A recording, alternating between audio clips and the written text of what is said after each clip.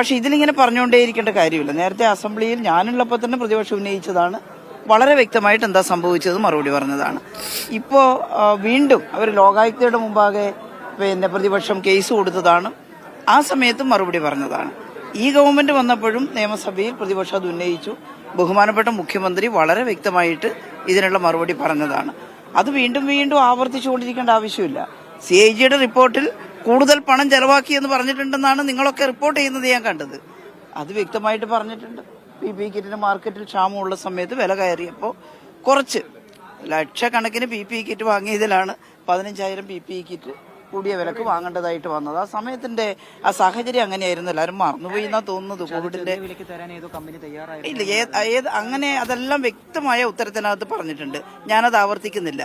ആ സാഹചര്യത്തിന്റെ ഗൗരവവും കേരളത്തിലെ ജനങ്ങൾ മറന്നുപോവില്ല എന്നുള്ളത് ഉറപ്പല്ലേ. അതുകൊണ്ട് എനിക്ക് കൂടുതലൊന്നും പറയാനില്ല. അതിനുള്ള മറുപടി നേരത്തെ നിയമസഭക്കകത്ത് ഗവൺമെന്റിന് വേണ്ടി ബഹുമാനപ്പെട്ട മുഖ്യമന്ത്രി വെച്ചിട്ടുള്ള മറുപടി പത്രത്തിലെല്ലാം പ്രസിദ്ധീകരിച്ചതാണ്. നിങ്ങൾ എല്ലാവരും അതൊന്നുകൂടി എടുത്തു നോക്കിയാൽ മതി. പ്രതിപക്ഷ നേതാവായിട്ടുള്ള ഒരു കുറിപ്പിനകത്ത് പറയുന്നത് അനിത ടെസ്റ്റ് കോട്ട് എന്ന സ്ഥാപനത്തിന് അവര് 550 രൂപയ്ക്ക് നൽകാവുന്ന കരാർ നിങ്ങൾ മനസ്സിലാക്കേണ്ടത് ഈ അനിത ടെസ്റ്റ് കോട്ടൊന്നും എന്റെ മനസ്സിലില്ല. ഇപ്പം ഉണ്ടായിരുന്നു എന്നുള്ളതൊന്നും അറിയാണ്ട് ഞാൻ എന്തെങ്കിലും പറയുന്നത് ശരിയല്ല. പക്ഷെ ആ സമയത്ത് നല്ല ക്ഷാമം ഉണ്ടായിരുന്നു. ഒരു കമ്പനിയുടെ കയ്യിൽ മാത്രമേ അന്ന് ആ സമയത്ത് വാങ്ങുന്ന സമയത്ത് ഉണ്ടായിരുന്നുള്ളൂ. അന്ന് ഞങ്ങൾ ഓർഡർ ചെയ്ത് മുഴുവൻ കിട്ടിയില്ല. 50,000 എണ്ണത്തിന് ഓർഡർ ചെയ്തിരുന്നു. പക്ഷേ സപ്ലൈ ഇല്ല. നല്ലത് നോക്കി വാങ്ങണമല്ലോ, ക്വാളിറ്റി നോക്കണമല്ലോ.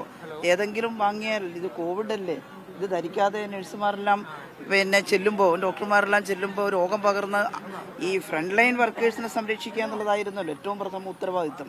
ആ ഉത്തരവാദിത്തമാണ് നിർവഹിച്ചത്. ക്വാളിറ്റിയും കൂടി നോക്കും. അനിത ടെസ്റ്റ് കോഡിന്റെ എനിക്കറിയില്ല, അറിയാണ്ട് പറയാൻ പറ്റില്ല. അതെല്ലാം നോക്കിയിട്ടാണ് വാങ്ങുന്നത്. ഇതെല്ലാം ആ മറുപടിക്കകത്തുണ്ട്. ഒരു ഡിസാസ്റ്ററിന്റെ സമയത്ത് എങ്ങനെയാണ് ഇത്തരം കാര്യങ്ങൾ ചെയ്യുക ഞാൻ വിശദീകരിക്കുന്നില്ല. നിങ്ങളത് പരിശോധിച്ചാൽ മതി. ഒരു ഡിസാസ്റ്റർ, ആളുകൾ കൂട്ടത്തോടെ മരിക്കുമെന്നുള്ള ഘട്ടത്തിൽ എങ്ങനെയാണ് ഒരു ഡിപ്പാർട്ട്മെന്റും ഗവൺമെന്റും പ്രവർത്തിക്കുന്നത്? ഇത് അതെ, നേരത്തെ പ്രതിപക്ഷം പറഞ്ഞ ആരോപണമാണ് കൂടുതൽ പണം ചെലവഴിച്ചു എന്നുള്ളത്. CAG റിപ്പോർട്ട് കാണാണ്ട് ഞാൻ ഒന്നും പറയില്ല. അത് തന്നെ ആയിരിക്കും കൂടുതൽ പണം ചെലവാക്കി എന്നുള്ളത് പറയുന്നുണ്ടാവുക. അതിന് ഗവൺമെന്റ് മറുപടി പറയും. എനിക്കറിയില്ല, എനിക്കൊന്നും പറയാൻ അതിനെപ്പറ്റി. അത് ഗവൺമെന്റ് അതിനുള്ള മറുപടി പറയുമല്ലോ. CAG റിപ്പോർട്ടിന്റെ വന്ന കാര്യങ്ങൾക്ക് മറുപടി പറയുന്നതിൽ ഒരു രീതിയുണ്ട്. അത് ഏത് ഗവൺമെന്റ് ആയാലും. അതിപ്പോ ഞാൻ പറയേണ്ട കാര്യമല്ല.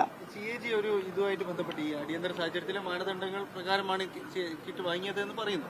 CAGക്ക് ഈ മറുപടിയിൽ വ്യക്തതയില്ല എന്നും ആ റിപ്പോർട്ടിൽ പറയുന്നു. വ്യക്തതയില്ലെങ്കിൽ ഗവൺമെന്റ് അതിന് വ്യക്തത ഉണ്ടാക്കി കൊടുക്കും. ഗവൺമെന്റ് അല്ലേ അത് ചെയ്യേണ്ടത്? ഓക്കെ. തുകയിൽ എന്ന CAGയുടെ കണ്ടെത്തലിന്റെ ആ റിപ്പോർട്ടിന്റെ അടിസ്ഥാനത്തിലാണ് മുൻ ആരോഗ്യമന്ത്രി KK ശൈലജ നേരത്തെ പാലക്കാട് സംസാരിച്ചത്. അതിന്റെ വിശദാംശങ്ങളുമായി നന്ദഗോപാൽ ചേരുന്നുണ്ട്. നന്ദഗോപാൽ, സർക്കാർ ബാക്കി പറയട്ടെ എന്ന് പറഞ്ഞാണ് ശൈലജ ടീച്ചർ അത് നിർത്തിയത്. എന്തൊക്കെ കാര്യങ്ങളാണ് പറഞ്ഞിരിക്കുന്നത്? അന്നേ സഭയിൽ ഇക്കാര്യങ്ങളെല്ലാം വിശദീകരിച്ചതാണ് എന്ന് പറയുന്നുണ്ടെങ്കിൽ പോലും സർക്കാരിനേറ്റ വലിയ പ്രഹരം കൂടിയാണല്ലോ.